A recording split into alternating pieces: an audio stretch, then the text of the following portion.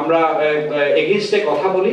ব্যবসায়ীদের প্রত্যাশা ও ব্যবসার সূচকগুলোর সবশেষ অবস্থা নতুন সরকারের কাছে তুলে ধরতে এই সংবাদ সম্মেলনের আয়োজন করে Dhaka chamber of commerce and industries, যেখানে গুরুত্ব পায় বর্তমান ও আগামী দিনের সম্ভাবনা ও চ্যালেঞ্জের নানা দিক।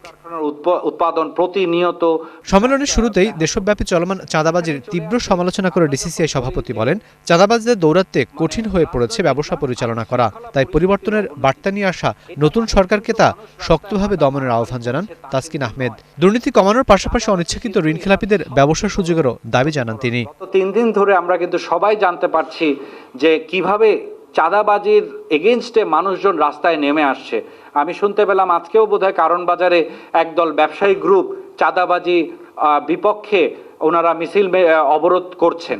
অর্থনীতিটাকে সামনের দিকে এগিয়ে নেওয়ার স্বপ্ন দেখি এই চাঁদাবাজি প্রবলেম সলভ না করা গেলে কিন্তু আমাদের এই লক্ষ্য কোনোদিনও আমরা পৌঁছাতে পারবো না।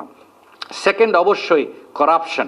অনেক সচল ভালো ব্যবসায়ীরাও কিন্তু নন পারফর্মিং এবং যেটা আমরা ক্লাসিফিকেশন যেটা বলি সেটার মধ্যে পড়ে গেছে। এ সময় জ্বালানি সংকট, চড়া সুদহার সহ নানা সমস্যার কথা তুলে ধরেন ডিসিসিআই সভাপতি। বলেন, বেসরকারি খাতকে যথাযথ সহায়তা না করলে 1 কোটি কর্মসংস্থান সৃষ্টি করা কঠিন হবে সরকারের জন্য। এছাড়া এলডিসি গ্র্যাজুয়েশন পিছিয়ে দিতে সরকারের চলমান প্রচেষ্টার প্রশংসাও করেন তিনি। দৈনিক যেই গ্যাসের চাহিদা তার প্রায় 30% কিন্তু আমরা ডেইলি ঘাটতি রয়ে যাচ্ছে। এই বিশাল ঘাটতি শিল্প উৎপাদন ও বিদ্যুৎ খাতের জন্য বড় ধরনের সংকট তৈরি করছে। ওনাদের প্রথম কর্মদিবসেই ওনারা অফিসিয়ালি চিঠি দিয়ে এটার 3 বছর ডেফার করার পেছানোর জন্য অলরেডি সংশ্লিষ্ট ইউনাইটেড নেশনের দপ্তরে চিঠি দিয়ে জানিয়েছেন। সংবাদ সম্মেলনে ব্যবসায়ীদের মূলধন ঘাটতি কাটাতে ব্যাংক খাতকে এগিয়ে আসার আহ্বান জানায় ডিসিসিআই। সিংহভাগ একটা ব্যবসায়ী ওনাদের মূলধন ঘাটতিতে পড়ে গেছে। রাকিব আল জাবেদ, 71, ঢাকা।